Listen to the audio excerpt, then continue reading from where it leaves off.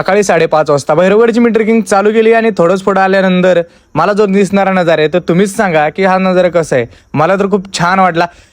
तर मित्रांनो, सबर 365 गड किल्ल्यांमध्ये आपल्या सगळ्यांचं स्वागत आहे. आज आपण पाहतो आहोत भैरवगड. मोर्शीचा भैरवगड म्हणून हा गड खूप फेमस, रॅपलिंगसाठी आणि चढाईसाठी खूप प्रसिद्ध आहे. याची चढाई खूप खतरनाक आणि डेंजर अशी म्हणून ओळखली जाते.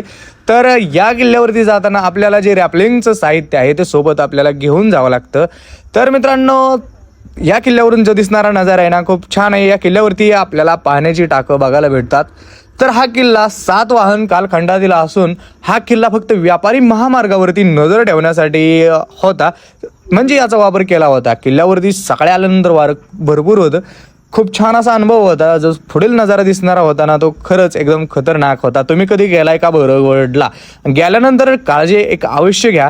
तिथे गेल्यानंतर मी पुशअप्स मारले, त्यानंतर रॅपलिंग करत खाली उतरलो.